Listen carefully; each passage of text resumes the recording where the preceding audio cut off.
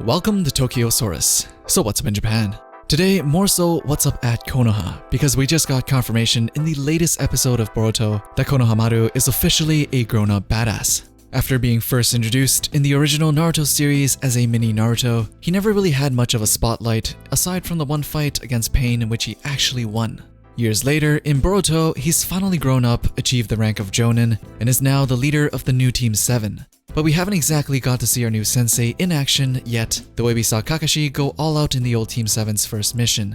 In the latest episode though, Konohamaru and his team finally gives us a glimpse of their fighting prowess, and the hype meter for Konohamaru and his Team 7 just went from a low-key, they're kinda soft, to NANI?! So let's get right into the meat of it all.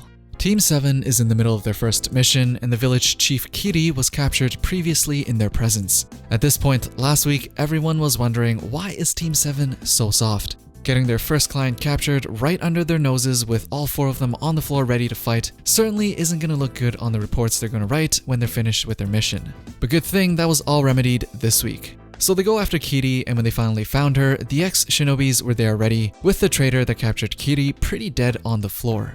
Konohamaru trades the deed to the bridge for Kiri, but obviously it wasn't enough for the ex-shinobis to get the deed. They now also wanted the Leaf Ninjas to be dead.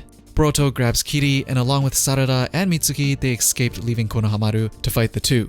That was the plan, and it was all going according to plan until Konohamaru actually gets trapped by a special clone trap, making him immobile just after his first move. At this point, everyone is still wondering, why is Konohamaru so soft? He's supposed to be a Jonin. Why is he falling for every trap these hillbilly ninjas are throwing at him? The second ex-shinobi runs after Boruto and his team, while Konohamaru is trapped here with the first ex-shinobi. I mean, it's not just us. Even the guy he's fighting is wondering why Leaf Ninjas are so freaking soft, now taking the words right out of our own mouths as if he's the embodiment of the audience.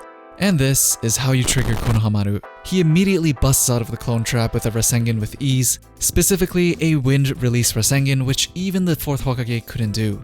He then asks the man in front of him, "Did you just say the leaf are soft?" Konohamaru proceeds to walk slowly towards him with his Rasengan in one hand, and he throws it down right next to the guy's face and obliterates half the forest behind him. Konohamaru literally just pulled a one-punch man on this guy. The guy passes out from the sheer difference in power between the two, and Konohamaru immediately rushes to Team 7 to see how they're doing. At this point, the rest of Team 7 begins their fight with the second ex-shinobi. They all try their own moves on the shinobi, but he fends them off with ease.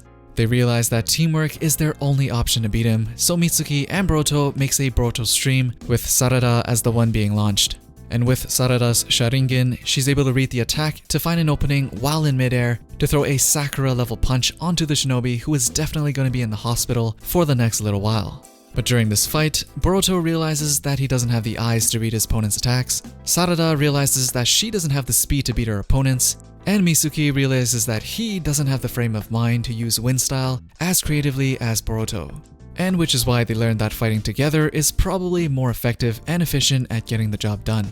Sarada being a total badass is also a great contrast to Sakura's character in the original, who started off pretty whiny and annoying. I thought the new Team 7's first mission was going to be a little longer and harder than this, because if we compare this to the original Team 7's first mission, which if you've noticed also happened on a bridge. That first mission was much longer and seemed way more dangerous and high risk than the one we have here. So can we still call this new generation soft? Especially after what you saw from Konohamaru. But I guess Konohamaru doesn't really count as the new generation since he technically grew up during the war. But if you compare the old Team 7 to the new Team 7, if they were doing the same mission, you can't deny that the new Team 7 is definitely smarter and more efficient at fighting now than they were back then, as they can already synergize their abilities with each other on the first mission. I still can't wait to see a fight where Konohamaru has to go all out to show us what else he has up his sleeve, as I'm sure he's definitely got a lot more secret abilities hidden underneath that scarf. So with all that said, I have a question for you guys. How do you think the current Team 7 with Konohamaru, Boruto, Sarada, and Mitsuki would do in a fight to death with Haku and Zabuza back when the original Team 7 went on their first mission? Think they would get wrecked? And if you don't know who Haku and Zabuza are, you really need to go back and watch the series about Boruto's dad. I heard it's pretty good. But as usual, let me know what you guys think down in the comments below. Don't forget to drop a thumbs up before you leave, subscribe, and turn on notifications if you want to be updated with the latest that's going on in Japan. And I'll see you guys in the next one.